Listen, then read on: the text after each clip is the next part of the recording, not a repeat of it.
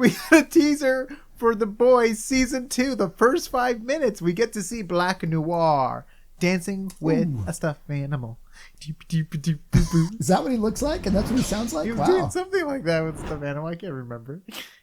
So super fun stuff. It definitely carries along the humor of it, which I think is huge. They're really diving deep into like military, like, you know, doing like going.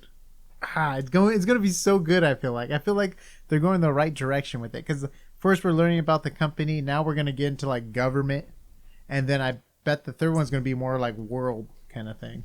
So there is a little bit of a danger when you do that, right? So the first season was very successful. You have to guess that the budget is probably bigger. Sometimes even movies, they try and keep the budget the same, even if the first one's wildly successful. So do they have a bigger budget? It's Amazon, are they going to go into weirder and bigger things? I know, but you see that in other things as well. Like Stranger Things, season 1 did not have all kinds of... It had special effects and visual effects, but they were sparse and they were used in more creative ways. The third season, you get these crazy camera moves where you're going through parts of machinery like you do in like Fast and Furious. You're like...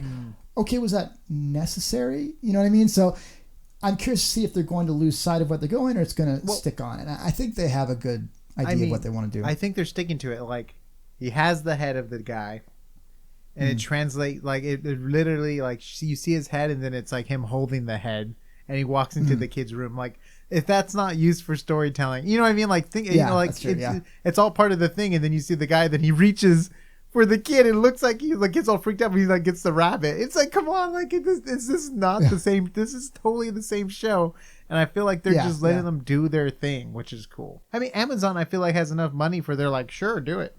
Let's become competitors. You know what I mean? Like with all the other big.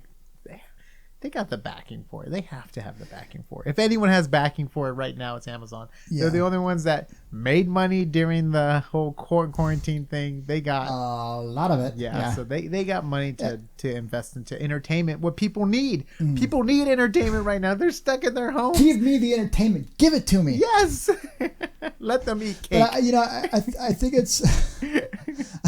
The one girl, the new character they introduced, I thought she was a little bit overboard with the social media. Hopefully that's just one scene in the show, but that's kind of it. So we did a breakdown of season 1, and one thing I said in that specifically before I saw the trailer was I like they didn't go too hard on the paint with the social media and the behind the scenes stuff. They kept it fresh and you were giggling, but they didn't go too much. This girl where she's doing like live streaming, that was almost way too much. But if that's the only time she goes that much, you're like, all right, that's kind of humorous. But if they keep doing that, do you want some backstory on that character? As long as it's not spoiling. It's not. I don't think it's too spoiler. Can I tell you her superpower maybe? Okay. Yeah. She's a mind reader. So she uses that to her advantage to manipulate the situation, right?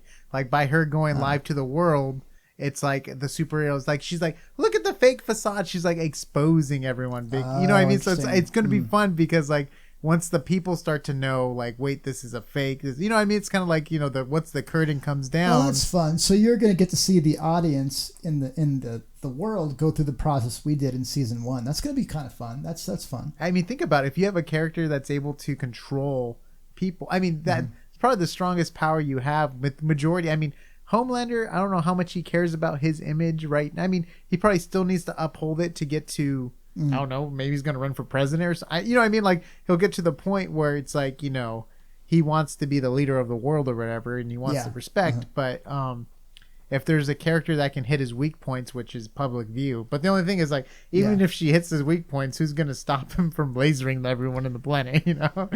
Well, and that's kind of a good point, because in the season 1 review, we were talking about how, what do you do when you have these DD type characters? They have no consequences really for their actions aside from public appeal. And so that's kind of funny that if you think about it, that maybe is their one weakness, especially for Homelander. It doesn't really have any, he's kind of morally ambiguous here, is that, okay, I guess it's their approval and what they can do with that. Even though they could do basically whatever they wanted, they have these kind of limitations that they want to have go their way. So that's kind of interesting that the second season may actually go that way with the backstory on that girl. Yeah, and it's so much fun because it's such the show, right? Like they have a fake military set where they're literally like walking and like, well, you know, we're do, you know what I mean? Like she's like, oh, look at this, you know, fake thing.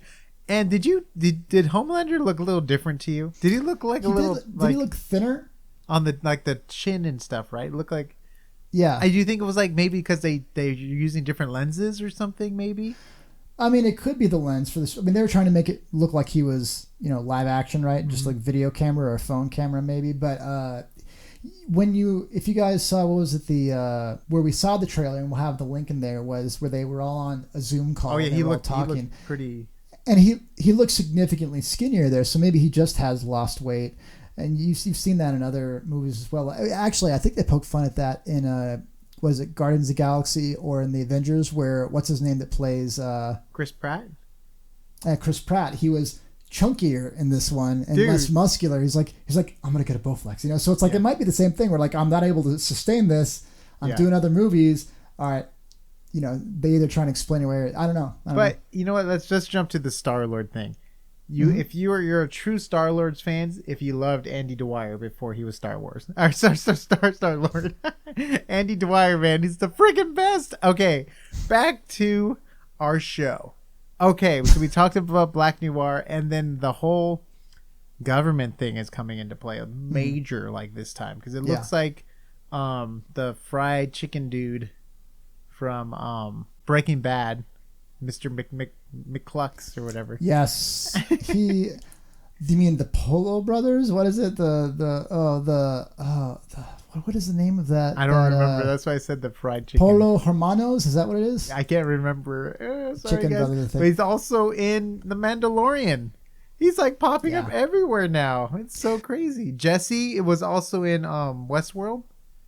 Mm-hmm. As Caleb. Oh, that's right. There's a lot of cross-pollination. Yeah, but that guy played the best villain you could hope for in Breaking Bad. Yeah. I mean, he seemed like this nice guy, and then you kind of get the idea that he's very cold and he can play this part, and then he goes full scary. That was one of my favorite seasons when they had him as the kind of villain, and that's a great option where they have him in Mandalorian. I didn't like his character as much. It's just but weird here he didn't have the physical appearance as like someone threatening. Yes, it was not like he's playing an admiral. Like, like if he was like an admiral on the ship with his hands behind the back and he was like conniving away to get, but like because he was a ground person, you always think of the ground people like Darth Vader and Kylo Ren like more physical like threats. I don't know if I call Kylo Ren physical I'm just saying, threat. like, Darth, what? Let me hit my cut. I'm fine. But so he's more of a status / presence power. Yeah, his kind of acting. I think it's perfect. They have him in like the company head / government kind of thing. Like that's his like bread and butter. Like he's gonna be so perfect, like playing that part, but then like being able to turn it on when he needs to. Kind of, it's gonna be good. Have you seen him? This is a little bit of a short side from just the teaser trailer. Have you seen him in other stuff aside from the three things we've talked about? Because he's probably has a very good range of acting, but it seems like he's kind of getting typecast in these villain roles, which is always dangerous. It pays the freaking bills. yeah. If you do something very well, you have a hard time getting away from it. But at the same time, if it's paying the bills. But some people get tired of that. You think of like Jim Carrey. He was so good at comedy that he wanted to do serious movies, and people all of a sudden didn't like that anymore. So sometimes, but it's nice that he actually had the money to experiment and try. He had, I don't want to say like he had a cushion, but like, you know what I mean? It's like, oh, cool. I made money from my comic things. Now I can experiment and try other things. It's not like he was still a starving artist trying like, doing it for the artwork. He's able to still be artistic and have food on the table. You know what I mean? Like, did you ever know that Bill Murray, I was watching it was kind of like a documentary on Ghostbusters. Bill Murray didn't want to do Ghostbusters 2 for so long because he wanted to do more serious acting. I didn't know that. So so a lot of people actually seem like they go through that, because you would have thought Bill Murray, he just wants to do comedy, but people want to do different stuff than, like you said, what their bread and butter maybe is. I love Bill Murray. We should just do a Bill Murray video where all we do is talk about Bill Murray. We'll do a Bill Murray I worked with an artist named Mad Steez on a couple of Nickelodeon shows and stuff, and he has this amazing nude painting of Bill Murray. Like this, and I remember it being right in front of my desk. So like every day I would be looking at his crotch when I was like animating and stuff. I'm like, should I be looking at this when I'm animating for a kid show? But it's just so great because like his pose is like he's like a weird stretch and his arms are behind his back. If I can find it, I'll put it and blur the photo where it needs to be blurred. But Bill Murray.